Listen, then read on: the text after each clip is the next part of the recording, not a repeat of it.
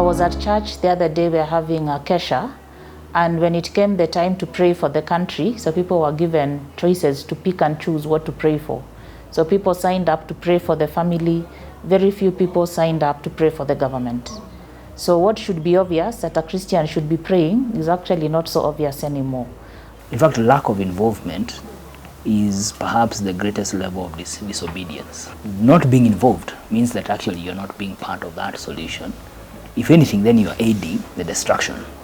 All true and real and lasting change is always started by one person or a few people doing things that appear small, but the cumulative effect eventually becomes big.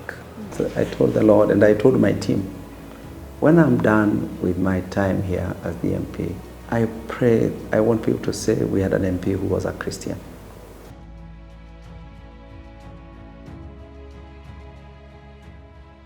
So when I joined Parkland's campus, I was really interested in moot courts. So moot courts are mock court cases. And I did that for all the time I was in campus. And then in second year, I was posted my parents lived in Mombasa, and you're normally posted to the courts for 3 months. So while I was doing my attachment at the courts, after a court, I would go to my mother's office, and I used to hear singing coming from a neighboring office. So I asked my mother, who is that singing? And she said, those are the Christian Lawyers Fellowship. So I walked into their office to find out what they were doing. I joined their choir, and I met the person who ran the office, and they were running a legal aid scheme. And so what I'm talking about here is exposure. And so after I finished my 3 months at the court, I still had 3 months of vacation remaining, and he offered me a job to work there to get some work experience. And so as I worked in the legal aid clinic, that just exposed me to the injustices of the Kenyan prison system. And so I would go to visit prisons. And so I'd always had this concept about justice, but I think just being able to see it practically. And so part of my story has been the Christian Lawyers Fellowship. And so even once I went back to campus, now back in Nairobi, I now started attending the Christian Lawyers Fellowship meetings. And so in terms of even inculcating this social conscience, the professional fellowships are very important. So my journey with advocacy started, as I said, at the university. So after the legal aid clinic, I thought at first that I wanted to go into legal aid, but I still wanted to practice law for some time. And so when I graduated, I worked at a law firm for 2 years. But before the 2 years, I joined STEM. I did STEM in 2003, 2004. I was based at Kenyatta University. And at that time, I got involved in the focus action, social action mobilization activities. At the time, it was called FASAMO. So I started attending associates conferences, even while at STEM. And at the 2004 associates conference, the theme was lobbying and advocacy. So we had someone from Parliament who came to address the conference, and a group of lawyers who were present sat down and asked ourselves, how can we use our profession to impact society? So at the time, he had pointed out the need for people to engage with Parliament. There were not that many groups engaging, particularly Christians. And the problem at the time was the quantity and the quality of legislation that was coming out of Parliament. So if you remember around 2004, that was just after adoption of multipartyism. So the Kenyan Parliament was very divided. It still is, and a lot of legislation that was politically inconvenient was not able to pass through the House. And then legislation would get politicized. So I particularly remember that there was a forest bill that got trashed because it came from the opposition. Now, ideally, trees are not political. Forests are not, it's not a political hot potato. We should all be able to agree that more trees is a good idea for Kenya. But depending on who's moving the bill, then the bill doesn't move. And so when he pointed out all of that, and then also pointed out that many MPs lacked the capacity to be able to move legislation if they wanted. So he said there are still a few good men, and those few good people still needed some help. And so we felt, given we are lawyers, the one skill we have is the law. What can we do? So we formed a lobby group, and because there's no school that teaches lobbying, particularly at that time, we said the only way to learn is by doing.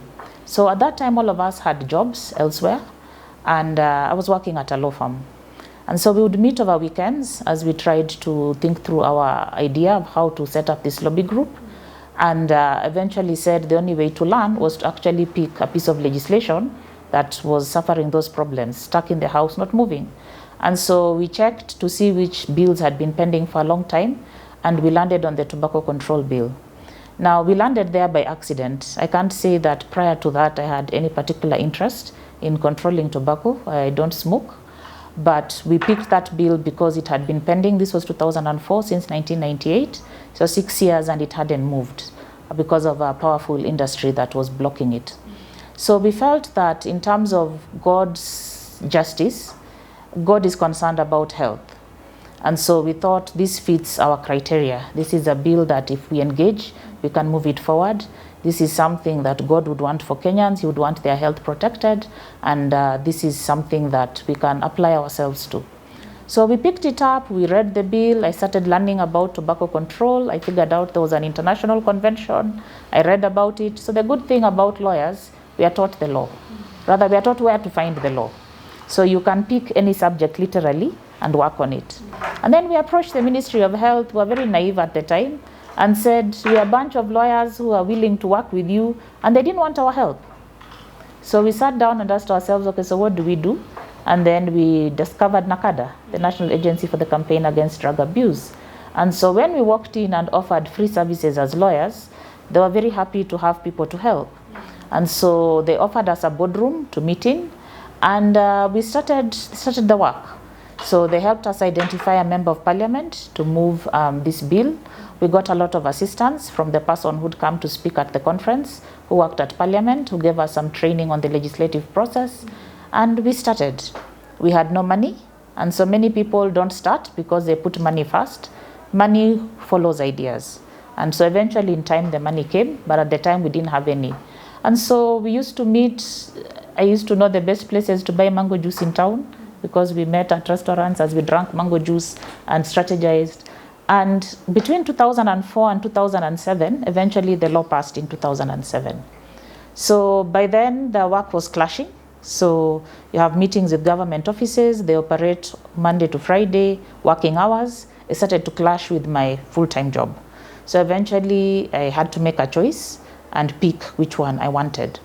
Now, the reason why I studied law was to make a difference. I wanted to change the world using the law.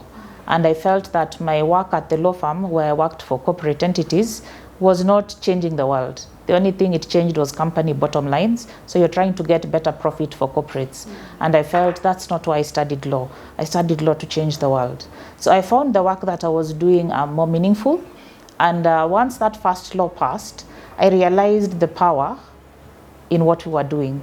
Now, when a law changes at the stroke of a pen, when the president signs, you've changed the lives of 50 million Kenyans with one law. So it's much more fulfilling. There is much more room for impact. Now, the way I tell it, it sounds like it's easy. It wasn't easy. So as I said, we started out, we had no money. So once I resigned from my job, there was no salary. So we got the law in 2007. By then, people had heard what we were doing in Kenya. So in time, the donors came. And in time, then, of course, we registered the outfit. So we started off initially as a loose lobby group. Eventually, we registered. And now the organization is called the International Institute for Legislative Affairs. And they are celebrating 20 years this year. So still going strong. When I was just about to complete my studies at Kenyatta University, it was clear that I was not going to class to teach physics. And therefore I was looking around, but I wasn't even sure what I was looking for. And therefore when Focus reached out to ask, can you join STEM, I was very keen to ask whether that would be something to do with politics and policy. I think that was already clear, Of course, a bit of reading about integral mission, some of the works, by people like John Stott and what have you. Oliver Kisaka was very influential, I must say, in that decision, because he kept challenging me and asking me, why don't you consider this? Why don't you consider this? And we kept debating, different ways of how you can change the world. Because for me, I was so keen on changing the world. That's after I saw what a simple position of a vice chair, now it's vice president of a student association, can influence so much, you know, can stop the suspension of students, can a lot, you know. I was clear that then I have now to be involved in a space that makes a difference. So because of that, every time I had an opportunity of a space, like when, for instance, when at Focus, one of the first things we did was the engaging with the first referendum on the Constitution. And because I loved speaking, you know, public speaking and everything, but I was also committed to, I would not sleep. I would read every last document that can be available. I would engage. Kirago Washira was my sounding board and my lead then. And I would ask him all manner of questions. Anything that I do not understand. And then tomorrow I'll be the one explaining it. So I would think over time, within no time, any space I was part of, I generally just rose to the top. Because I'm reading, I am thinking, I'm asking questions, because I was also not in those fields. I was not a lawyer, I was not an economist, I was not a political scientist. Therefore, for me, everything was a question. So I would ask, so why are we doing it this way? Why not this way? Why do you do it this way? Why, what about that? And people would be like, oh yeah, by the way, why don't we do it differently, you know? So the advantage of not being in those spaces, in a way, first of all meant that people see it as their role to explain to me, you know, to teach me how they do things. But also for me it was an opportunity to challenge. I think then moving to Institute of Economic Affairs, again there were many opportunities.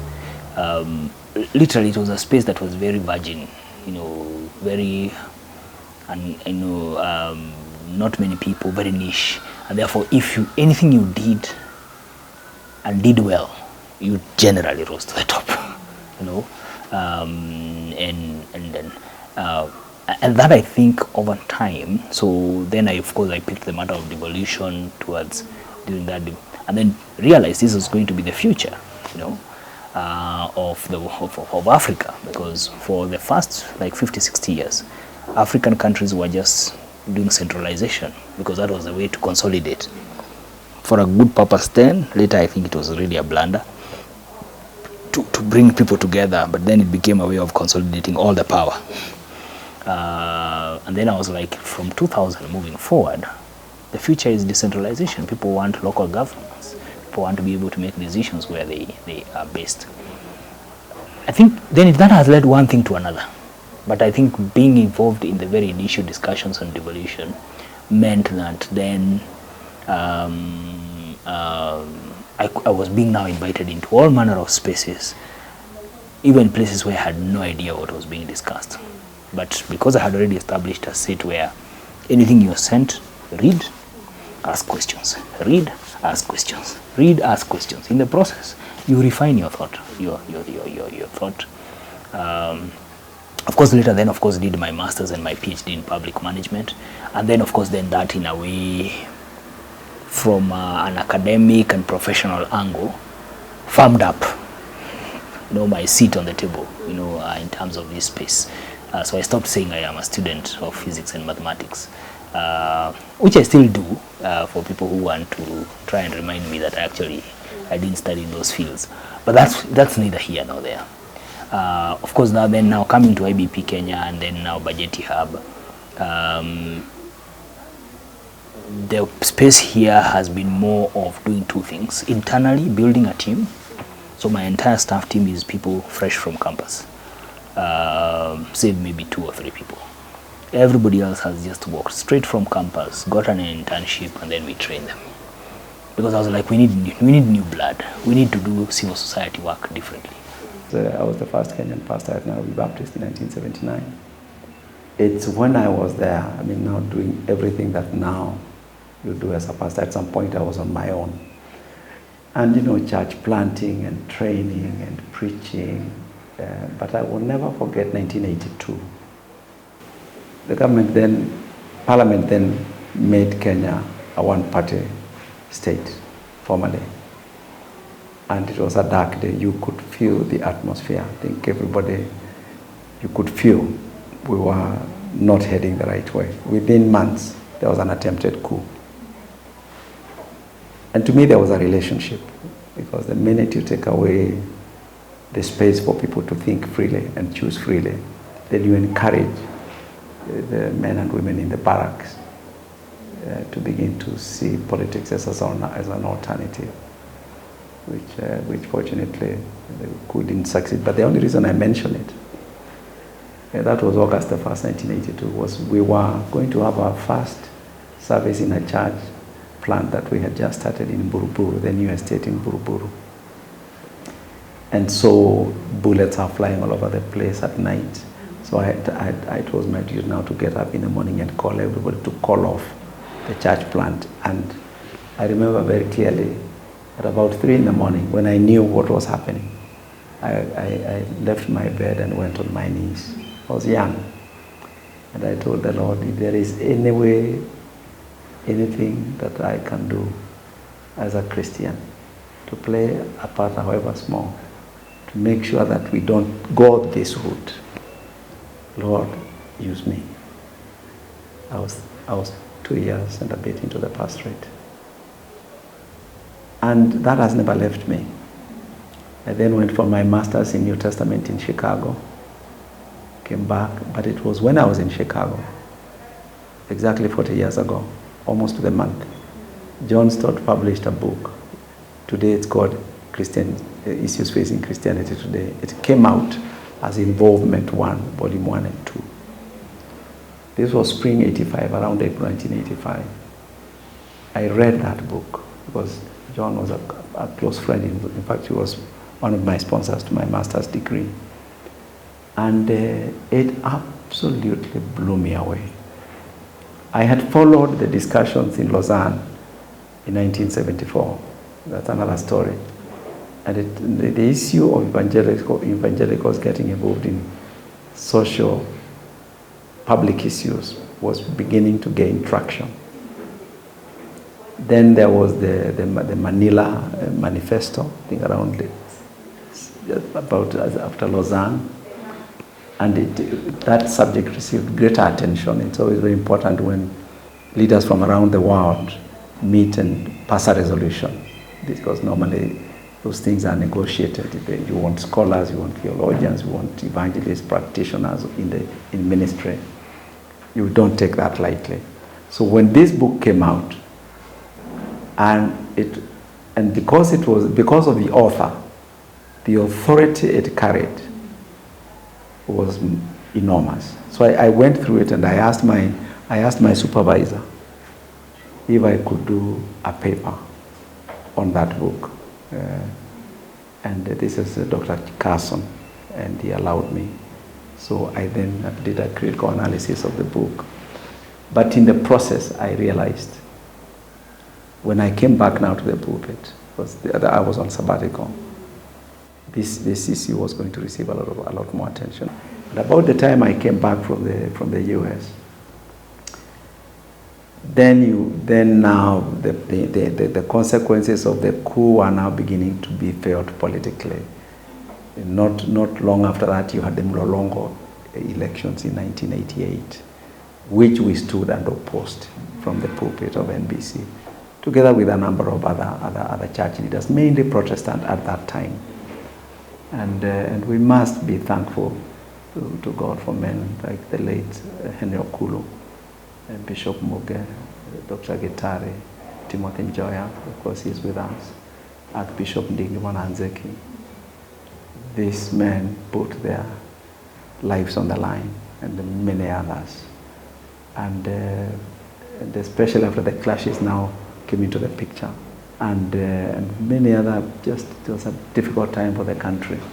So, cut long story short, it was from the pulpit that then I was invited to join the NCCK as the General Secretary.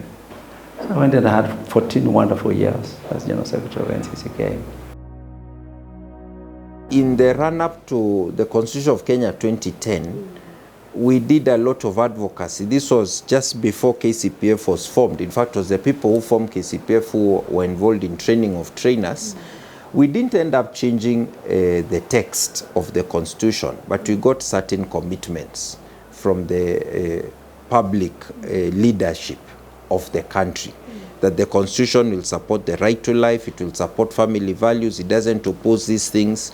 So what has happened is that after we got the Constitution, we have now leveraged on those values that they told us this Constitution supports. Because when you are interpreting the Constitution, there is always an element that can be a bit ambiguous. So we got commitments that we've been now utilizing when we're in court and so on, based on the commitments that people gave us, the leadership, the political leadership, to persuade Kenyans to pass the Constitution.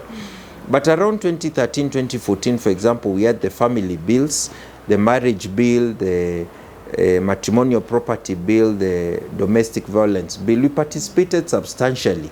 The initial versions of those bills had clauses that were quite harmful to the family. Some of them survived our input, but we managed to remove others and put provisions that would safeguard the family. So, for example, we didn't want divorce to be made a casual affair that you just say, we just want divorce. Eventually, they put in irretrievable breakdown as one of the grounds for divorce, but they had wanted to put divorce by consent. We challenged that one. We said, can you have a mechanism where people can have counseling before they go for divorce? So there are a number of provisions we put in some of those bills. When the education bill was being done, that became the Education Act, we pushed for the roles of sponsors to be recognized.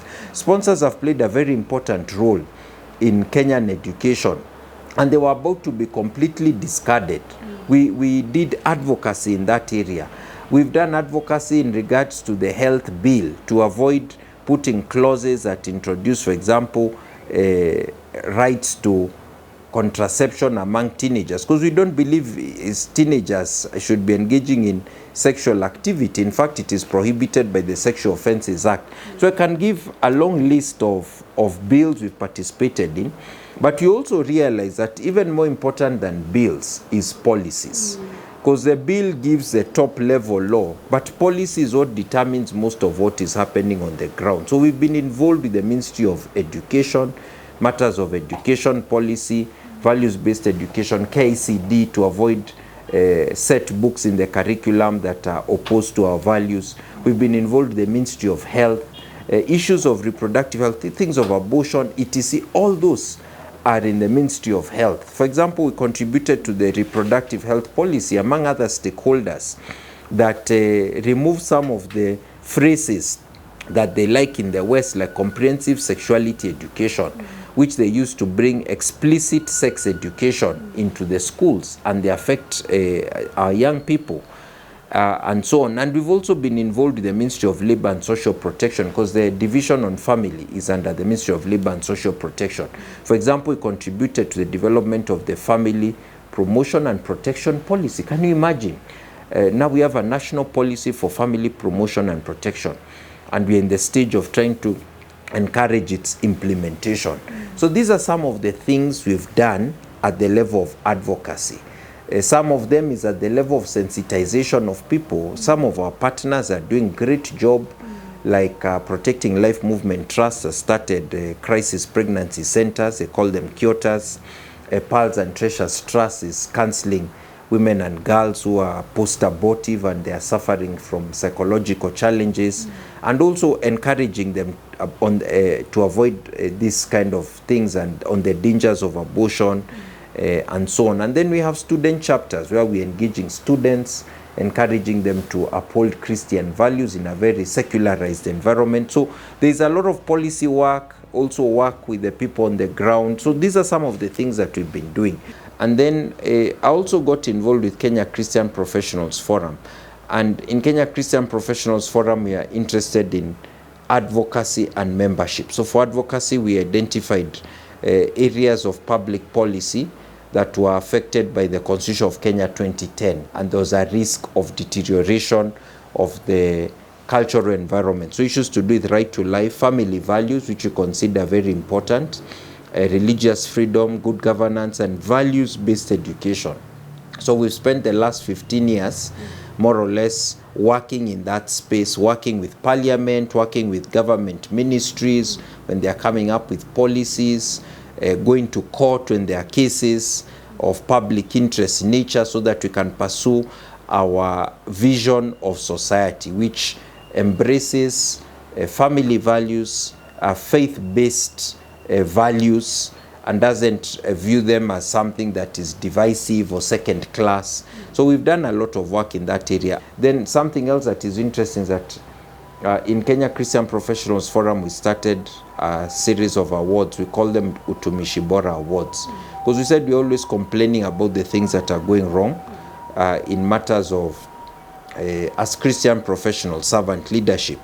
So we started some awards to celebrate and promote the good Christian values. And from that idea, when I was in Nairobi branch of LSK, I also started some awards for legal excellence that have now been going on for 7 years. Again, focusing on, can we celebrate those who are doing the right thing? Because sometimes we're always critical, we are seeing the negative things. And by celebrating the right thing, can we come up with a strategy for promoting? Because that's one of the ways of encouraging. We all need mentorship, even if you're 40, 50, 60, you need to see what others are doing and learn from it. Example is a very powerful tool for ministry and for discipleship. So I ran ILA for the first 6 years, and then eventually I left. Since then, they have had 3 other laws passed, and so after tobacco control, we worked on alcohol, a related topic, and right now we have an alcohol policy that's going through government, again in partnership with NACADA, about to be passed. Then we picked up the issue of taxes, so we've been working on tobacco and alcohol taxes since 2010. They also got a mental health law passed, so the mental health amendment bill, again with the help of a private member, a nominated senator in parliament. And they've also had a law passed in the area of road traffic safety. So the fact that just one organization can get 4 laws passed, and then we have the 5th one, which is the unclaimed financial assets law, which again also passed through a private member. So it tells you the power of what a small group of concerned people can achieve in this country. And so many people get frustrated with the political process in this country. But the fact that through the NGO sector, we've still been able to get these 4 laws passed gives me hope that things can still change in Kenya. So sometimes they don't change that the way you want. I still believe the political process has the biggest potential to change this country. But even when that is not working, there are still other avenues. And so my 20 years in this space is testimony to the fact that things in Kenya can change. And what it takes to change them is somebody being bothered enough about it to stand up and say, I'm going to do something. So you can learn subject matter. You can eventually attract funding to support you. What you need is the passion, the heart to be concerned about it, and then just gathering people around you. And along the way, you gain the momentum. There are 2 things I think I'm really happy and proud about. So this whole entire public participation framework that we have in Kenya, I was among the chief architects of it. Yeah, it's interesting that I was involved a lot with the design of the public participation framework, the guidelines that guide counties and how they plan how they organize their public participation framework and all that. That was in 2014 or thereabout. And now, just the other day, I was commissioned now through Budget Hub to review it, which is quite interesting because then I did it from a completely. That I think is a big part. A lot of the discussion and the design of the devolution framework as we know it, I was part of that process. There I cannot say that I mean, the public participation guidelines, I was part of the, like just a few guys who did a lot of the writing of that. And that has really informed and over time really phrased the current structure of how public participation actually happens across the country, especially in matters of budget engagement. Those are, you hear of budget cafes, budget hubs, and all those kind of things. Those ones are things which, by God's grace, actually, I designed when I was coming to this job because I was asked, so what are you going to do differently? A lot of the budget discussion simplifying it. It's now an everyday conversation in homes.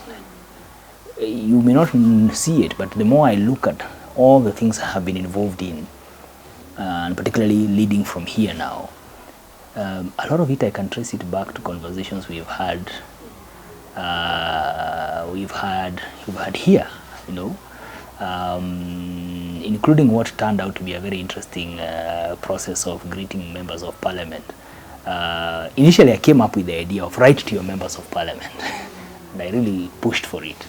Of course, people took it completely, and it went in a very different angle. But the idea was really, how do we keep this engagement?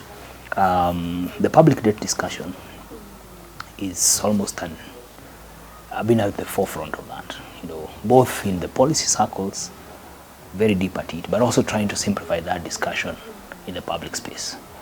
But the reason why I'm struggling to say I have just me is because I've been working in teams all along. So I'm unable to differentiate which part. See, sometimes you design, for instance, you come up with something. Once you put it out there, people implement it in a very different ways.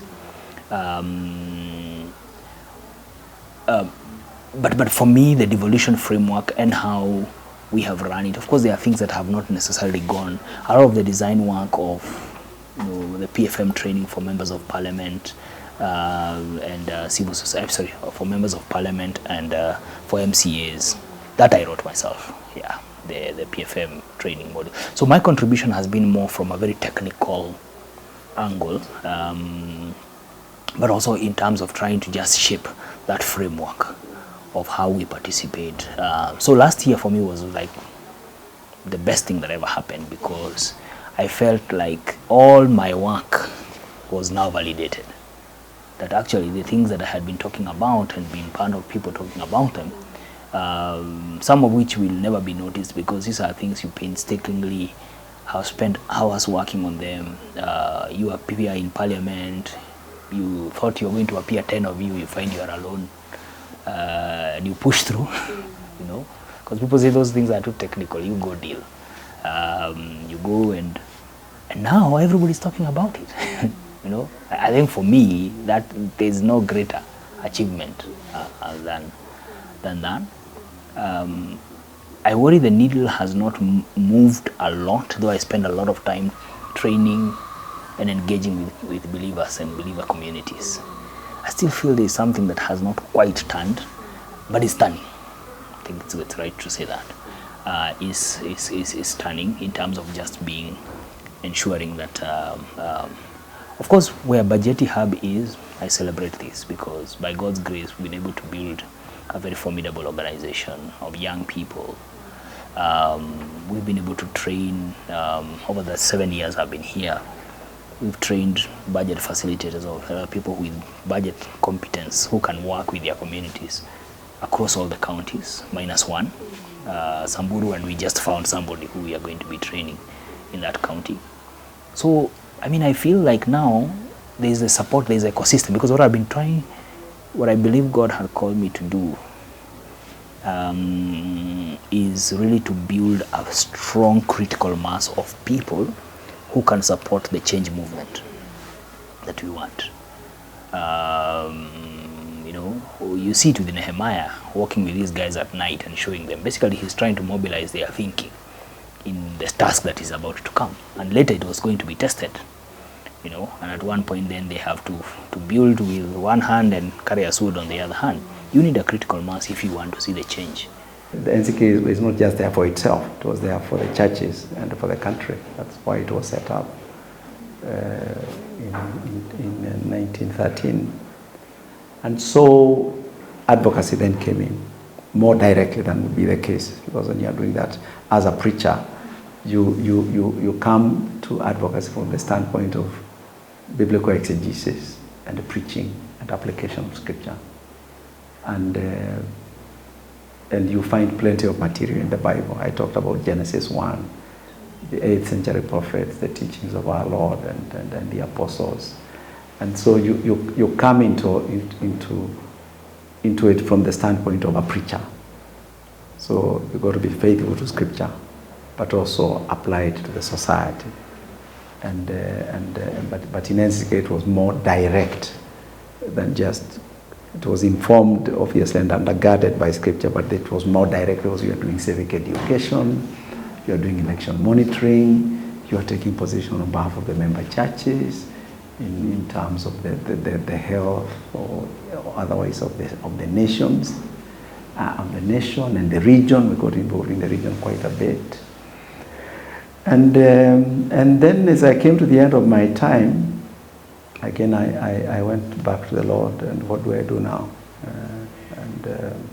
And almost everybody, to a man, and myself included, I thought, if I'm electable, then I want to take this to the grassroots.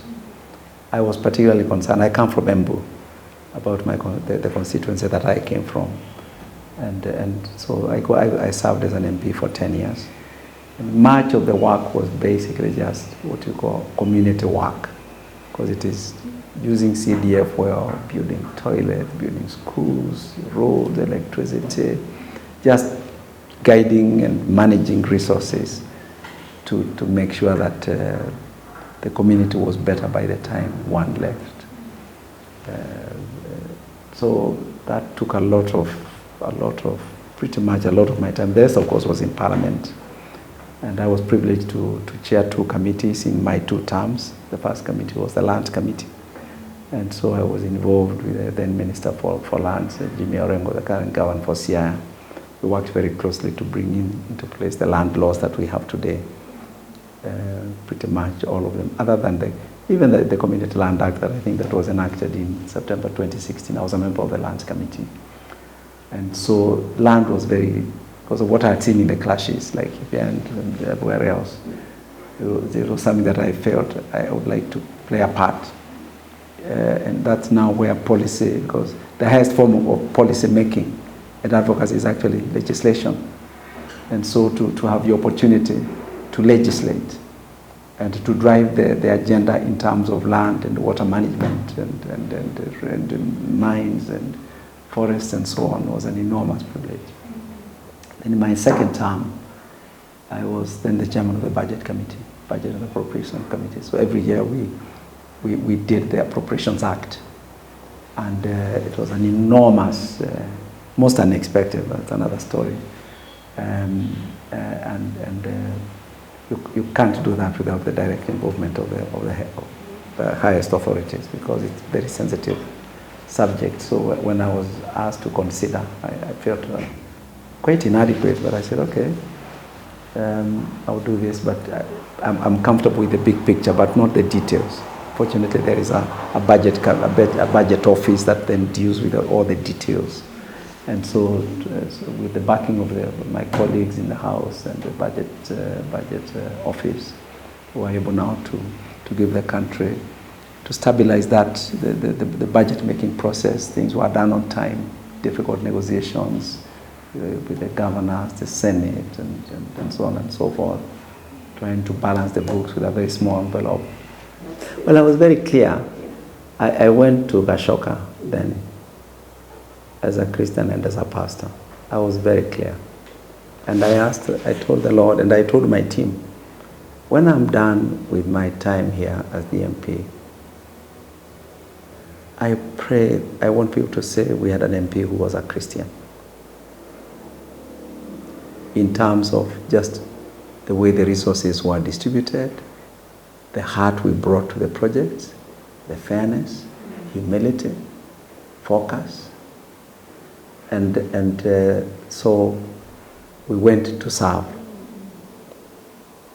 It's not easy, but it was a joy to have the opportunity. I mean, in 10 years as an MP, you're dealing with almost 1 billion shillings from CDF. That is not little money. It can change a place. Parliament was not easy. I found Parliament very difficult. I've always followed. My dad was a councillor in Embu for many years, in Kirinyaga those days. And so I followed debates up to today. I followed debates in the House of Commons and so on. So I've always followed, even when I was a student. And so I expected a certain way of debating issues.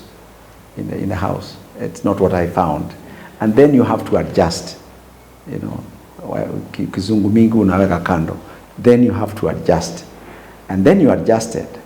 But a lot of times you're just sitting there, you know, just trying to find your place. And eventually you do. But what comes out are the relationships that you build. I remember the other day, there was an issue. One of the sections in Sudan was here. And there was the possibility of launching a movement from Nairobi, and you could tell the country was restless. And to have the capacity to pick the phone and to call somebody, and the person picks the call, and then we discuss it, and then you finish it there, and then those networks over those 10 years do not go to waste, because I know if it was not for those 10 years, that call and maybe other calls, it would not have happened. Or even Shakahola, the one that the president asked me to do, we don't know what will come out of it. But that's because of parliament. This is post parliament, yeah. So it's the networks, the privilege of the networks. I think the first reason why we Christian professionals, especially graduates, have to be interested in public policy is because of the Great Commission. Matthew 28:19-20. Go out to the whole world, proclaim the good news. So as Christians, we have to be interested in transforming the world around us. And when we transform the world around us, we make it easier for the people around us to live a life that is in accordance with Christian values. So for example, if I'm a Christian lawyer, and when I go to do commercial transactions in government registry, you have to do facilitation, then it is interfering with my Christian calling and commitment. And if I succumb to that issue, I'm making it more difficult for all other Christian lawyers who come after me to do clean business. So the process of doing apostleship or discipleship, whatever you call it, is not just focusing on individuals, it's also focusing on the environment. We have to Christianize the environment so that we make it easier for Christians to thrive in the environment and to live in accordance with their calling. If I'm a family man or woman, and the environment of families are broken, people are discouraged about families. You know, even if I'm struggling in my family, I'm affected by what is happening in other families. So that is why public policy is so important for us, because we realize we are social beings, and God calls us to transform ourselves as individual persons, have a personal relationship with God, grow in holiness as individuals, but he also calls us to transform others, the people around us, and the environment, because the institutions and the environment in which we live is built by human beings. So if we are truly Christian in our all aspects of our life, it will impact the society in which we live. So as Christian graduates, I think it's a call to be transformational leaders, to have an impact, to leave every place we find ourselves in better than we found it, whether it's my family, whether it's my neighborhood, whether it's my workplace, my profession, whatever, even my political environment has to be better in terms of the Christian values than I found it. There are many ways to get involved. The first, which should be obvious, is to pray. I say it should be obvious, but it's not, because many Christians don't pray. I was at church the other day, we were having a kesha, and when it came the time to pray for the country, so people were given choices to pick and choose what to pray for. So people signed up to pray for the family. Very few people signed up to pray for the government. And so the first thing is to pray. And praying is not just praying, I think it's also being informed, so that you make informed prayers. And so the second thing is learning as much as you can. And so we are increasingly a generation that doesn't read, that gets their information only through the media. And so then is being informed about the issues facing the society. But the third is then to get involved. And one thing that people can do is to give their money. You cannot give your time. And so there are very many ministries, very many organizations that work in the public policy space, and Christians can give their money to support that. Now, when you look at things, for example, like public participation, so whenever the government of Kenya publishes legislation or policy, there are calls for public participation. Very few Kenyans engage in those. And so if you look at the demonstrations that we had last year, which were happening in June, around a finance bill that had been being prepared since September, it tells you that Kenyans were not engaging until the final stage. So if you're interested in the ugali, then you should start being interested while the water is boiling, not when the flour has been added, it's about to be served, and you decide you don't like the ingredients. And so the opportunity the government has given us is to give our input.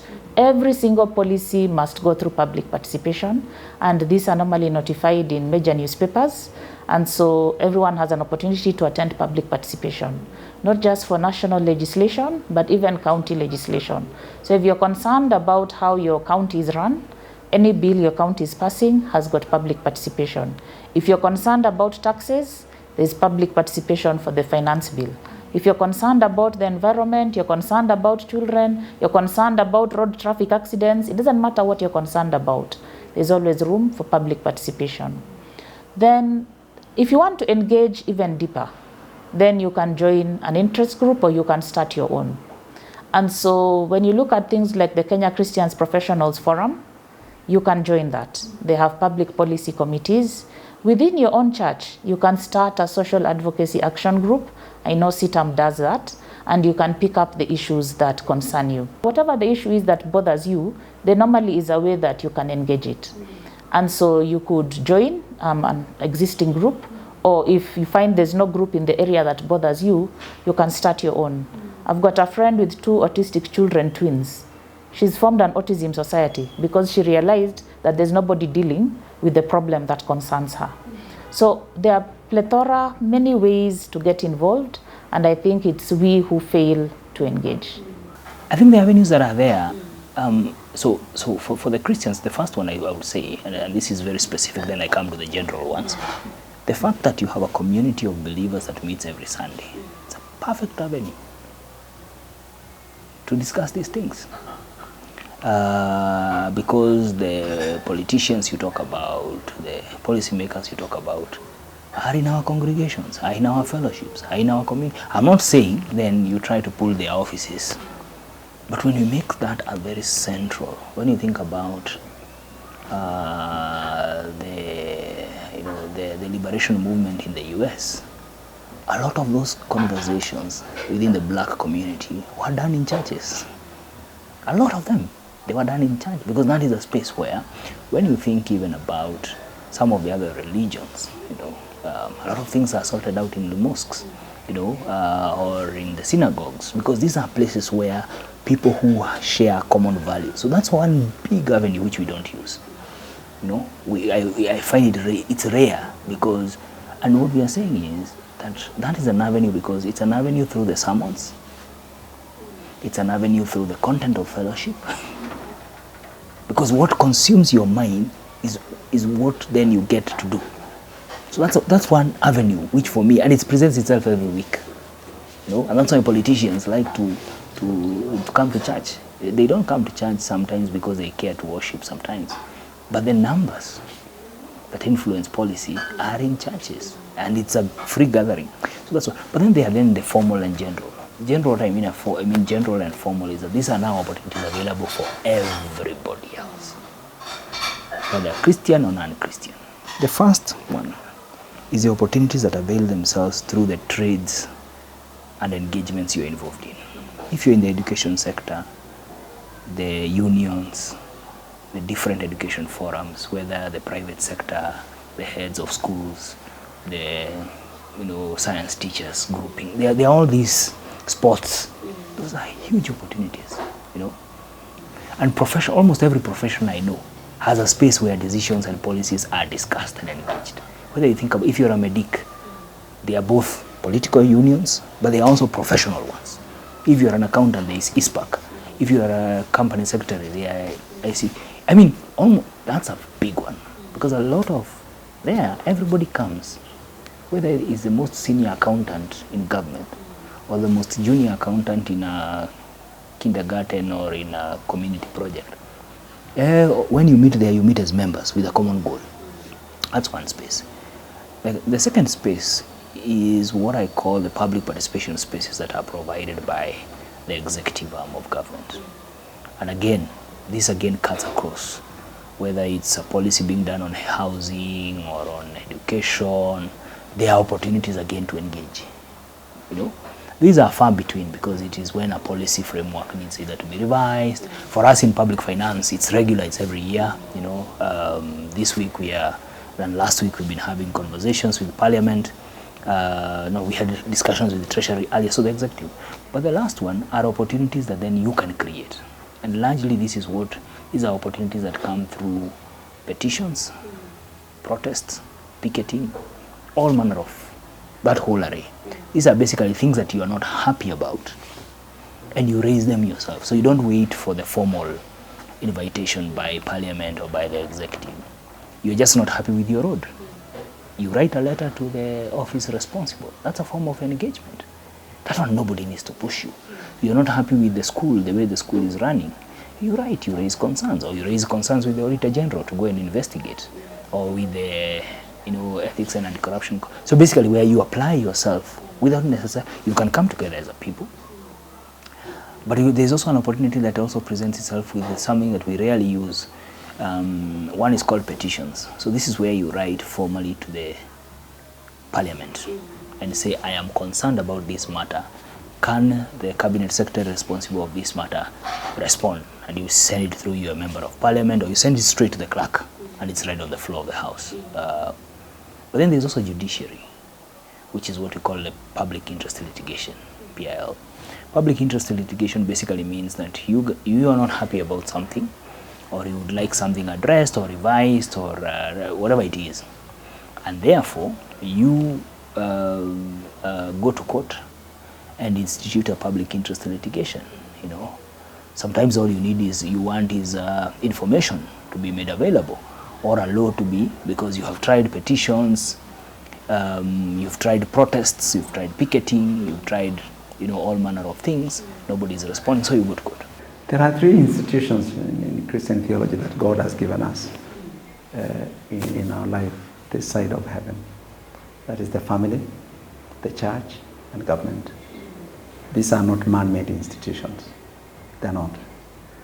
Government is the same as family. It is the same as church. It is an institution created by God for peace and public justice. It is His institution. And that's why when He commands us through Paul in 1 Timothy to pray for all leaders, and Romans 13, regardless of how we voted. And when Peter, in his letters, enjoins himself to that same prayer, praying for leaders, you must remember, he will soon, the Apostle Peter, become a victim of the emperor, Nero, and die a martyr, upside down. That should be something about government, regardless of our personal possessions. And when we get that, we have made a huge step, because government is like, I'm not talking about politics, I'm talking about government and state. It's like the family you and I come from, it's like the church you and I belong to. So we are part of this government. Now, the first thing we should do, and we are enjoying to do, is to pray for those in authority. And to pray for them, regardless of how we voted, to pray for them. And that's a command. And there's a reason why that is so. Because God hears our prayers. And He wants us to be governed in peace and justly.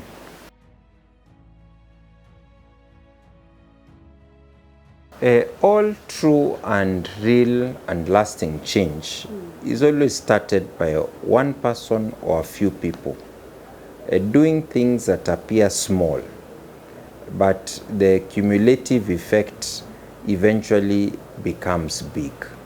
So it's about the value of little things. Even in the Bible, in the Gospels, we see Jesus talking continuously about the value of little things. Because you are faithful in this little thing, enter into the job of your master, or I'll put you in charge of 10 cities because you are faithful with 10 talents, and so on. So the value of little things is very important. So my encouragement is that all of us, with the talents that God has given us, the circumstances that God has placed us in, He has given us what we need to have an impact. And that impact will be gradual. It's not for us to measure and feel proud that I had this kind of impact, because pride is also another temptation of the devil. God asks us to be humble. It's not for us to measure. God will measure the true impact of our work. He's just asking us to have confidence in Him that we can do it and start at it. And so I normally tell people, pick the one issue that bothers you the most. I picked health as my area of engagement. And so when people ask me, aren't there bigger problems in Kenya? Perhaps, but I've picked my problem. You pick the one that bothers you. If you like environment, then that's your problem. You pick it. If you're bothered about children, then pick that. So if everybody just picked one issue, the one that bothers them the most, then all the issues would be dealt with. There's enough of us to go around. And if you're annoyed about something, it's going beyond, I don't like this, to what can I do about it?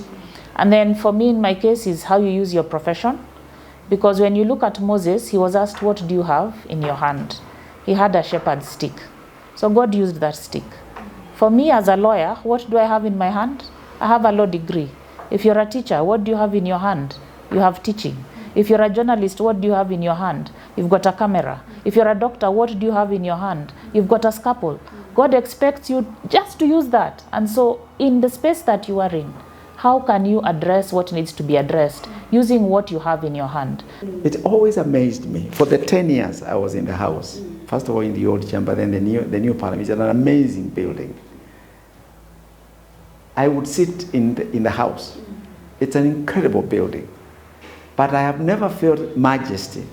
The only time I feel majesty, I'm an Anglican, is when I go to All Saints Cathedral. So that experience went for all the time that I was in the house. There was a sense in which majesty is in the church. And I don't think just about because of my background. Because you know power, where ultimately power is from God. And the resources are from God. And so I come back to the place of the church. It is closer to us than we realize. And it's a much more majestic space that we often appreciate. And I think if we can get more involved in the local church, and more involved, and I mean it, it will be easier now to, you will find that trajectory taking care of itself. Yes. As we gather really at this retreat, I think it's good to appreciate that we are here because we are privileged in every way. Being able even to afford, even to think about coming is an act of privilege.